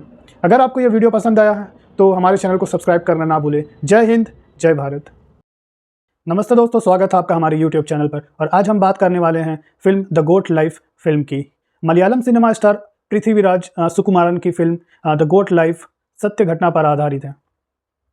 मलयालम साहित्य की दुनिया में सबसे लोकप्रिय और सबसे ज़्यादा बिकने वाले बेन्यामिन के लिखे उपन्यास अड्डू जीवतम की कहानी को पर्दे पर फिल्म के निर्देशक ब्लेसली ने उतारा है। मूल रूप से मलयालम में बनी यह फिल्म मलयालम के अलावा हिंदी, तमिल, तेलुगु और कन्नड़ में सिनेमाघरों में रिलीज हुई है। फिल्म की कहानी एक मलयाली अप्रवासी मजदूर की है जो कमाने के लिए सऊदी अरब जाता है और वहाँ फंस जाता है। पृथ्वीराज सुकुमारन की अगली महीने ईद पर बड़े मियाँ छोटे मियाँ रिलीज होने जा रही है। इस फिल्म से पहले उनके करियर का यह फिल्म ज़बरदस्त ट्रेलर है। वैसे भी पृथ्वीराज सुकुमारन इस फिल्म से पहले हिंदी पट्टी के दर्शकों के बीच रानी मुखर्जी के साथ फिल्म अय्या, औरंगजेब और नाम सवाना जैसी फिल्मों में नजर आ चुके हैं। पिछले साल रिलीज फिल्म सालार पार्ट 1 में भी उनके काम को काफ़ी सराहा गया। फिल्म की कहानी की शुरुआत नजीब मोहम्मद से होती है, जो अपने गांव में ही नदी से रेत निकालकर अपने परिवार का पालन पोषण करता है। आम इंसान की तरह उसके भी कुछ अरमान और सपने हैं। वो सोचता है कि कम से कम इतने पैसे कमा लें कि अपनी पत्नी, आने वाले बच्चे और अपनी माँ को खुश रख सके। लेकिन गांव में मजदूरी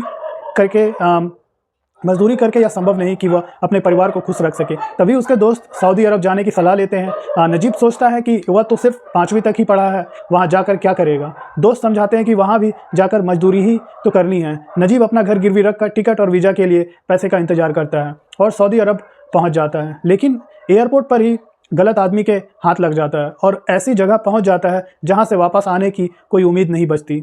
नजीब यह मान चुका है कि अब जीवन में वह कभी भी उस दलदल से नहीं निकल पाएगा। यह फिल्म खाड़ी देशों में काम करने वाले अप्रवासी मजदूरों की पीड़ा और उनकी व्यथा को ऐसे चित्रित करती है कि फिल्म देखने के बाद रोंगटे खड़े हो जाते हैं। किस तरह से अप्रवासी मजदूर के साथ जानवरों से भी बदतर सलूक किया जाता है, बस वह इस फिल्म को देखने के बाद समझ में आता है। इस फिल्म में नजीब मोहम्मद के साथ भी यही होता है। नजीब को रातों रात रेगिस्तान में भेड़ बकरियों और ऊँटों के बीच छोड़ दिया जाता है। वह गुलाम बनकर भेड़ बकरियों की तरह ज़िंदगी जीने पर मजबूर हो जाता है, क्योंकि वहाँ से वापस आने का कोई रास्ता नहीं। फिर किस तरह से 3 साल तक वहाँ रहने के बाद नजीब वहाँ से निकलने में सफल होता है और उसे रास्ते में किन किन कठिनाइयों से, मुसीबतों से गुजरना पड़ता है। इसी के साथ फिल्म की कहानी आगे बढ़ती है। इस फिल्म में नजीब के किरदार के माध्यम से अप्रवासी मजदूरों के दर्द और उनकी व्यथा को ऐसे व्यक्त किया गया है जो अपने देश वापस आने की उम्मीद छोड़कर मौत के इंतजार में बैठे हैं। इस फिल्म में पृथ्वीराज सुकुमारन ने अभिनय नहीं किया है, बल्कि नजीब मोहम्मद के किरदार को जिया है। इस किरदार को निभाने के लिए वह जिस कार्य परिवर्तन के दौरान से गुजरे हैं, वह किसी भी अभिनेता के लिए आसान नहीं है। अपनी भूमिका के लिए पृथ्वीराज का काया परिवर्तन वास्तव में सराहनीय है। चरित्र के प्रति उनके समर्पण और भूमिका को प्रामाणिक रूप से चित्रित करने के लिए उनके द्वारा किए गए शारीरिक परिवर्तन की जितनी भी सराहना की जाए कम है। फिल्म की कहानी सिर्फ बस इतनी है कि एक भारतीय मजदूर सऊदी अरब में जाकर फंस जाता है और वहाँ से बाहर कैसे निकलता है। सिर्फ इतनी सी कहानी को फिल्म के निर्देशक ब्लेसली ने पटकथा से इतनी सशक्त बना दिया है कि स्क्रीन से नज़र नहीं हटती। फिल्म के एक एक सीक्वेंस को ब्लेसली ने बहुत ही खूबसूरती के साथ सजाया है। फिल्म की पूरी कहानी पृथ्वीराज सुकुमारन के किरदार नजीब मोहम्मद के ही इर्द गिर्द घूमती है। फिल्म में पृथ्वीराज सुकुमारन की पत्नी सानू का किरदार अमला पॉल ने निभाया है। फिल्म में भले ही उनकी छोटी सी भूमिका है, लेकिन छोटी सी भी भूमिका वह अच्छा खासा प्रभाव छोड़ती है। जिमी जीन लुई ने पृथ्वीराज सुकुमारन के दोस्त इब्राहिम खादिरी की भूमिका निभाई है, जो उनकी भागने में मदद करता है। जिमी जीन लुई के अलावा काफिल की भूमिका में तालिब अल बसलू जैसर की भूमिका में रिक एबी का अभिनय उम्दा रहा है। इस फिल्म के एक और सबसे बड़ी खासियत इसकी सिनेमाटोग्राफी है। सुनील के एस के सिनेमाटोग्राफी बहुत ही कमाल की है। चाहे वह नदी में पृथ्वीराज सुकुमारन और अमला पॉल के बीच रोमांटिक दृश्य हो या फिर दूर दूर तक फैले रेगिस्तान के दृश्य हो, फिल्म के हर एक सीन को बहुत ही खूबसूरती के साथ पेश किया है। एस श्रीकार प्रसाद का संपादन बीच में थोड़ा सा सुस्त है, लेकिन पृथ्वीराज सुकुमारन ने अपने अभिनय से ऐसा प्रभावी बना दिया है कि उस तरफ ध्यान नहीं जाता। एक और रहमान का संगीत कर्णप्रिय है। अगर आपको यह वीडियो पसंद आया है तो हमारे चैनल को सब्सक्राइब करना ना भूलें। जय हिंद, जय भारत। नमस्ते दोस्तों, स्वागत है आपका हमारे YouTube चैनल पर। और आज हम बात करने वाले हैं film the goat life film की। मलयालम सिनेमा स्टार पृथ्वीराज सुकुमारन की फिल्म द गोट लाइफ सत्य घटना पर आधारित है। मलयालम साहित्य की दुनिया में सबसे लोकप्रिय और सबसे ज़्यादा बिकने वाले बेन्यामिन के लिखे उपन्यास अड्डू जीवतम की कहानी को पर्दे पर फिल्म के निर्देशक ब्लेसली ने उतारा है। मूल रूप से मलयालम में बनी यह फिल्म मलयालम के अलावा हिंदी, तमिल, तेलुगु और कन्नड़ में सिनेमाघरों में रिलीज हुई है। फिल्म की कहानी एक मलयाली अप्रवासी मजदूर की है जो कमाने के लिए सऊदी अरब जाता है और वहाँ फंस जाता है। पृथ्वीराज सुकुमारन की अगली महीने ईद पर बड़े मियाँ छोटे मियाँ रिलीज होने जा रही है। इस फिल्म से पहले उनके करियर का यह फिल्म ज़बरदस्त ट्रेलर है। वैसे भी पृथ्वीराज सुकुमारन इस फिल्म से पहले हिंदी पट्टी के दर्शकों के बीच रानी मुखर्जी के साथ फिल्म अय्या, औरंगजेब और नाम सवाना जैसी फिल्मों में नजर आ चुके हैं। पिछले साल रिलीज फिल्म सालार पार्ट 1 में भी उनके काम को काफ़ी सराहा गया। फिल्म की कहानी की शुरुआत नजीब मोहम्मद से होती है, जो अपने गांव में ही नदी से रेत निकालकर अपने परिवार का पालन पोषण करता है। आम इंसान की तरह उसके भी कुछ अरमान और सपने हैं। वो सोचता है कि कम से कम इतने पैसे कमा लें कि अपनी पत्नी, आने वाले बच्चे और अपनी माँ को खुश रख सके। लेकिन गांव में मजदूरी करके यह संभव नहीं कि वह अपने परिवार को खुश रख सके। तभी उसके दोस्त सऊदी अरब जाने की सलाह लेते हैं। नजीब सोचता है कि वह तो सिर्फ 5वीं तक ही पढ़ा है, वहाँ जाकर क्या करेगा। दोस्त समझाते हैं कि वहाँ भी जाकर मजदूरी ही तो करनी है। नजीब अपना घर गिरवी रखकर टिकट और वीज़ा के लिए पैसे का इंतजार करता है और सऊदी अरब पहुँच जाता है। लेकिन एयरपोर्ट पर ही गलत आदमी के हाथ लग जाता है और ऐसी जगह पहुँच जाता है जहाँ से वापस आने की कोई उम्मीद नहीं बचती। नजीब यह मान चुका है कि अब जीवन में वह कभी भी उस दलदल से नहीं निकल पाएगा। यह फिल्म खाड़ी देशों में काम करने वाले अप्रवासी मजदूरों की पीड़ा और उनकी व्यथा को ऐसे चित्रित करती है कि फिल्म देखने के बाद रोंगटे खड़े हो जाते हैं। किस तरह से अप्रवासी मजदूर के साथ जानवरों से भी बदतर सलूक किया जाता है, बस वह इस फिल्म को देखने के बाद समझ में आता है। इस फिल्म में नजीब मोहम्मद के साथ भी यही होता है। नजीब को रातों रात रेगिस्तान में भेड़ बकरियों और ऊँटों के बीच छोड़ दिया जाता है। वह गुलाम बनकर भेड़ बकरियों की तरह ज़िंदगी जीने पर मजबूर हो जाता है, क्योंकि वहाँ से वापस आने का कोई रास्ता नहीं। फिर किस तरह से 3 साल तक वहाँ रहने के बाद नजीब वहाँ से निकलने में सफल होता है और उसे रास्ते में किन किन कठिनाइयों से, मुसीबतों से गुजरना पड़ता है। इसी के साथ फिल्म की कहानी आगे बढ़ती है। इस फिल्म में नजीब के किरदार के माध्यम से अप्रवासी मजदूरों के दर्द और उनकी व्यथा को ऐसे व्यक्त किया गया है जो अपने देश वापस आने की उम्मीद छोड़कर मौत के इंतजार में बैठे हैं। इस फिल्म में पृथ्वीराज सुकुमारन ने अभिनय नहीं किया है, बल्कि नजीब मोहम्मद के किरदार को जिया है। इस किरदार को निभाने के लिए वह जिस कार्य परिवर्तन के दौरान से गुजरे हैं, वह किसी भी अभिनेता के लिए आसान नहीं है। अपनी भूमिका के लिए पृथ्वीराज का काया परिवर्तन वास्तव में सराहनीय है। चरित्र के प्रति उनके समर्पण और भूमिका को प्रामाणिक रूप से चित्रित करने के लिए उनके द्वारा किए गए शारीरिक परिवर्तन की जितनी भी सराहना की जाए कम है।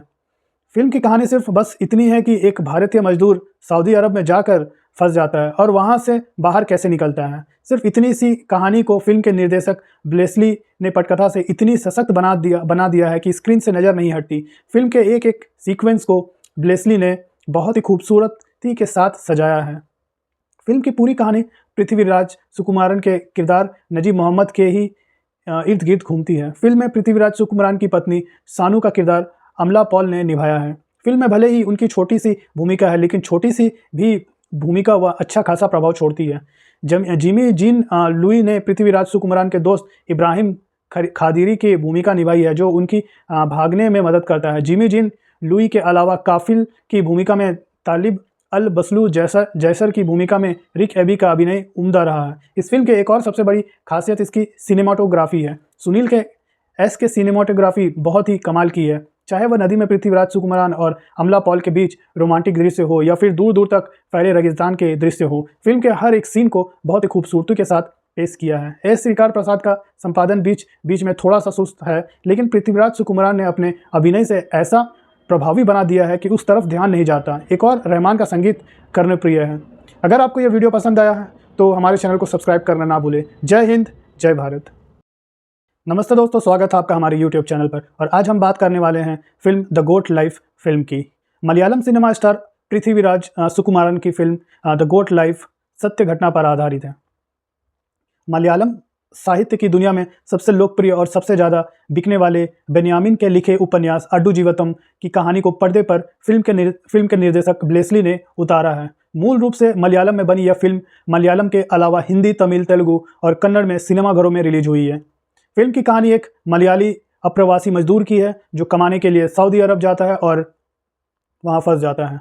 पृथ्वीराज सुकुमारन की अगली महीने ईद पर बड़े मियाँ छोटे मियाँ रिलीज होने जा रही है। इस फिल्म से पहले उनके करियर का यह फिल्म ज़बरदस्त ट्रेलर है। वैसे भी पृथ्वीराज सुकुमारन इस फिल्म से पहले हिंदी पट्टी के दर्शकों के बीच रानी मुखर्जी के साथ फिल्म अय्या, औरंगजेब और नाम सवाना जैसी फिल्मों में नजर आ चुके हैं। पिछले साल रिलीज फिल्म सालार पार्ट 1 में भी उनके काम को काफ़ी सराहा गया।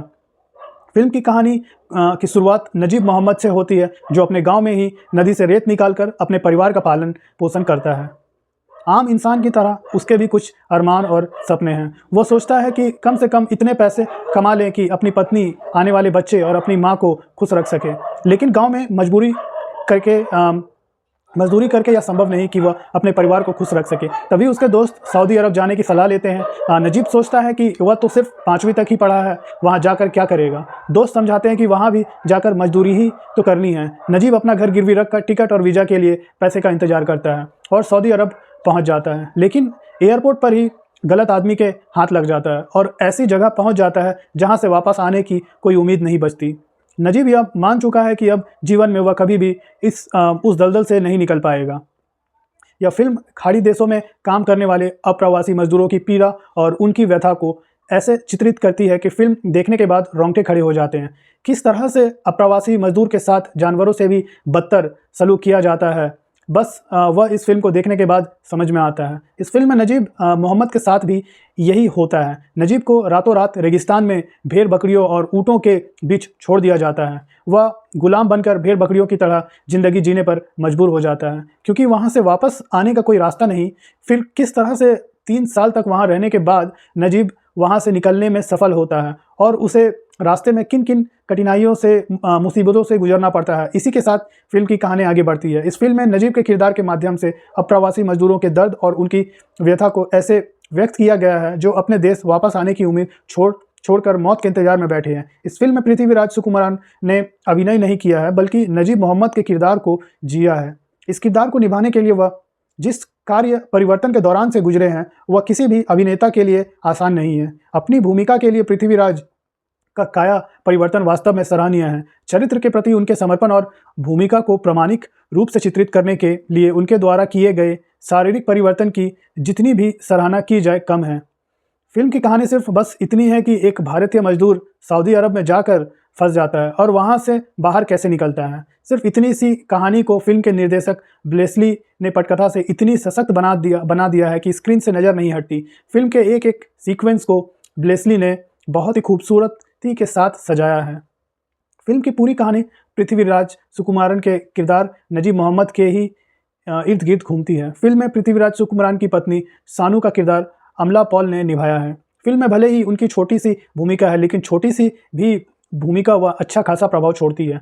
जिमी जीन लुई ने पृथ्वीराज सुकुमारन के दोस्त इब्राहिम खादिरी की भूमिका निभाई है, जो उनकी भागने में मदद करता है। जिमी जीन लुई के अलावा काफिल की भूमिका में तालिब अल बसलू जैसर की भूमिका में रिक एबी का अभिनय उम्दा रहा है। इस फिल्म के एक और सबसे बड़ी खासियत इसकी सिनेमाटोग्राफी है। सुनील के एस के सिनेमाटोग्राफी बहुत ही कमाल की है। चाहे वह नदी में पृथ्वीराज सुकुमारन और अमला पॉल के बीच रोमांटिक दृश्य हो या फिर दूर दूर तक फैले रेगिस्तान के दृश्य हो, फिल्म के हर एक सीन को बहुत ही खूबसूरती के साथ पेश किया है। एस श्रीकार प्रसाद का संपादन बीच बीच में थोड़ा सा सुस्त है, लेकिन पृथ्वीराज सुकुमारन ने अपने अभिनय से ऐसा प्रभावी बना दिया है कि उस तरफ ध्यान नहीं जाता। एक और रहमान का संगीत कर्णप्रिय है। अगर आपको यह वीडियो पसंद आया है तो हमारे चैनल को सब्सक्राइब करना ना भूलें। जय हिंद, जय भारत। नमस्ते दोस्तों, स्वागत है आपका हमारे YouTube चैनल पर। और आज हम बात करने वाले हैं पटना शुक्ला फिल्म की। रवीना टंडन इन दिनों अपनी अभिनय यात्रा की दूसरी पारी खेल रही है। पहली पारी जब वो सिनेमा के पिच पर खेलने उतरी थी तो उन दिनों की बात हुआ करती थी जब उन्हें टिप टिप बरसा पानी और तो चीज़ बड़ी है मस्त मस्त जैसे गानों में ठुमके लगाने के लिए ही फिल्मों में लिया जाता था। हालांकि उस दौर में भी रवीना ने दमन और सूल जैसी फिल्मों में दिखाया कि वह अभिनय भी कमाल का कर सकती है। दमन के लिए तो उन्होंने सर्वश्रेष्ठ अभिनेत्री का राष्ट्रीय फिल्म पुरस्कार भी जीता। 3 साल पहले रवीना ने OTT पर अपनी दूसरी पारी खेलनी शुरू की है और सिर्फ इन 3 साल में रवीना ने दिखाया है कि अगर उन्हें सही किरदार मिले तो वो अपने दौर की उन तमाम अभिनेत्रियों से आज भी 21 है जो इन दिनों OTT पर अपनी दूसरी पारी खेल रही है। फिल्म पटना शुक्ला अपनी चंद लेखकीय और निर्देशकीय खामियों के बावजूद अगर एक दर्शनीय फिल्म और सामाजिक सिनेमा बन पाती है तो उसमें फिल्म की कहानी, इसकी पृष्ठभूमि और इसकी मुख्य कलाकार रवीना टंडन का अभिनय सबसे अहम होगा। यह फिल्म कुछ उसी पृष्ठभूमि पर है जिस पर हालिया रिलीज फिल्म भक्षक बनी। खान सितारों का भी ये दूसरा दौर चल रहा है। आमिर खान लापता लेडीज बना रहे हैं, शाहरुख खान ने भक्षक बनाई और सलमान खान ने हालांकि अपनी भांजी को लेकर फर्रे बनाई, लेकिन आमिर और शाहरुख के सामाजिक सिनेमा को आगे बढ़ाया है। सलमान के भाई अरबाज खान ने अपनी इस नई फिल्म पटना शुक्ला में फिल्म का शीर्षक इसकी मुख्य कलाकार के किरदार को लोकप्रिय होने से मिला नाम है। फिल्म में इस किरदार का नाम है तन्वी शुक्ला। तन्वी शुक्ला को लोग पटना शुक्ला कैसे बुलाने लगते हैं। भले फिल्म इस नाटकीय परिवर्तन को को असरदार तरीके से दिखाने से चूक गई हो, लेकिन तन्वी शुक्ला की कहानी अपने आप में असरदार है। वह पेशे से वकील है, अदालत परिसर में उसका अपना बस्ता है। जांगिया के लिए मिले कपड़े से आधा मीटर कपड़े की बेईमानी कर लेने वाले दर्जी के खिलाफ मुकदमा जीतते दिखाकर फिल्म ये स्थापित करती है कि तन्वी के पास आने वाले मामले मामूली हैं। अदालत का जज और खुद उसका पति भी उसे मामूली वकील समझता है। पति तो अपने सहकर्मियों और उनकी पत्नियों के सामने कहता भी है ये एफिडेविट हलफनामा अच्छा बना लेती है। घर की मुर्गी दाल बराबर वाली मानसिकता का यह पति भी हालांकि बाद में बदलता है और तमाम मुश्किल हालात में अपनी पत्नी की लड़ाई में उसका साथ देने का फैसला करता है। फिल्म पटना शुक्ला की कहानी बिहार विश्वविद्यालय में चल रही धांधली का खुलासा करती है। शुरू में लगता है कि ये उत्तर पुस्तिकीय बदलने का मामला है, लेकिन फिर पता चलता है कि CCTV लगे स्ट्रांग रूम के ब्लाइंड स्पॉट पर बैठा शख्स कैसे लोगों की मार्कशीट ही बदल देता है। मामला खुल चुका है, लेकिन अदालत सबूत मांगती है। जिस युवती का मुकदमा तन्वी लड़ रही है वह एक रिक्शे वाले की बेटी है। वह वादा करती है कि दबाव पड़ने पर वह टूटेगी नहीं। तन्वी शुक्ला खुद तनकर खड़ी रहने वाली महिला है। वह खाना भी अच्छा बनाती है। उसके बनाए लड्डुओं की तारीफ जज भी करते हैं। बेटे का टिफ़िन छूट जाए तो वह स्कूल बस का पीछा करके टिफ़िन भी दे आती है, लेकिन उसकी वकालत का इम्तिहान अभी बाकी है और जब इस इम्तिहान में उसके अव्वल नंबर आने का नंबर आता है तो फिर एक खुलासा होता है। इस खुलासे की परिणति के बाद इस फिल्म का सीक्वल बनने की गुंजाइश भी फिल्म बनाने वाले छोड़ देते हैं। निर्देशक विवेक बुड़ाकोटी की फिल्म पटना शुक्ला देखते समय कई हालिया रिलीज और कई पुराने फिल्मों की याद आपको आती रह सकती है। जॉली LLB के जज सौरभ शुक्ला आपको याद आ सकते हैं। फर्रे की चंद घटनाएं जहन में आ सकती हैं और वही दृश्य आपको याददाश्त में कुलबुला सकते हैं। लेकिन मुझे यह फिल्म देखते समय बार बार याद आती रही मनोज बाजपेयी और रवीना टंडन की फिल्म सूल। उस फिल्म में मनोज के किरदार को सबसे याद रखा और रवीना के किरदार को भूल गए, लेकिन रवीना ने इस फिल्म के जरिए इस बार मनोज की फिल्म सिर्फ एक बंदा काफ़ी है के बराबर की लकीर खींची है। रवीना की ये फिल्म इन दिनों फिल्मों की याद दिलाती है। तन्वी बिहार की बेटी है, एक ऐसे राज्य में वहाँ वकालत करने निकली है जिसके सिस्टम को घुन लग चुका है। विवेक बुड़ाकोटी ने पूरी कोशिश की है कि यह किरदार पर्दे पर कुछ यूँ पेश किया जाए कि मध्यम वर्गीय परिवार की बेटियां अपने शरीर के सबसे अहम हिस्से अपनी रीढ़ को सीधा रखना सीख सके। दबाव में तन्वी झुकती नहीं है, कद्दावर नेता की वह सुनती नहीं है। तन्वी शुक्ला का यह किरदार रवीना टंडन की अभिनय यात्रा का वह मील का पत्थर है जिसे लोग आने वाले समय में लंबे समय तक याद करते रहेंगे। रवीना ने इस किरदार को निभाते समय जिस तरह की दैहिक भाषा अपनाई है वह काबिलियत तारीफ है। सारी में वह खूबसूरत लगती है। उनकी सोभ्यता और शिष्टता इस किरदार को मजबूती देती है। रवीना का चलने का अंदाज, बोलने का अंदाज और अपनी बात कहते समय चेहरे पर एक दृढ़ता के लिए रहने का अंदाज काबिले तारीफ़ है। बेटे का टिफ़िन पहुंचाना हो तो वह माँ जैसी दिखने में कसर नहीं छोड़ती। पति के साथ हो तो उनके चेहरे की चमक आकर्षण जगाती है। सब्जी मंडी या फिर अपने ही घर में जज साहब की लाचारी देख खुद को संतुलित रखने में रवीना अपनी अभिनय साधना को दर्शाती हैं। और जब बात अदालत में जिरह की आती है तो बिना किसी नाटकीय के वह अपना काम बहुत शानदार तरीके से आजमा देती है। फिल्म पटना शुक्ला के लेखन और निर्देशन में जो चूके हैं उसमें तन्वी शुक्ला के पटना शुक्ला बनने का ग्राफ ठीक से स्थापित ना होने के अलावा अदालती कार्रवाई के दौरान अदालत में मौजूद लोगों की प्रतिक्रियाएं ठीक से ना दिखा पाना भी शामिल है। चौंकाने वाला खुलासे के दौरान जिस तरह की भाव अदालत में बैठे लोगों की बदलनी चाहिए वह विवेक बुराकोटी ने कैमरे में कैद नहीं की है। मानव विज, सुस्मिता मुखर्जी, चंदन रॉय सन्याल और अंशुका कौशिक, रियो कपाड़िया, दया शंकर पांडे, अमित गौड़ी आदि सहायक अपनी अपनी जगह ठीक हैं। बस अनुष्का का किरदार कचहरी में आकर सीधे तन्वी से ही क्यों मिलता है ये बताया जाने चाहिए था। सतीश कौशिक को पर्दे पर देखना अलग ही जज्बात जगाता है। फिल्म में उतना आखिरी शॉट दर्शनीय बन पड़ा है। वहाँ जहाँ भी होंगे अपने इस किरदार पर नाज ही कर रहे होंगे। फिल्म का संपादन क्लाइमैक्स में आकर गड़बड़ाया है। गाना यहाँ ठीक से मिक्स नहीं किया गया है। फिल्म के सबसे महत्वपूर्ण संवाद यहाँ ठीक से सुनाई ही नहीं देते। लेकिन इसके बावजूद फिल्म चूँकि सीधे OTT पर है और घर के सुकून में बैठकर देखने की सहूलियत देने वाली है तो सिनेमा हॉल की इन बारीक कसौटियों की छूट इसे दी जा सकती है। अगर आपको यह वीडियो पसंद आया हो तो हमारे चैनल को सब्सक्राइब करना ना भूलें। धन्यवाद। जय हिंद।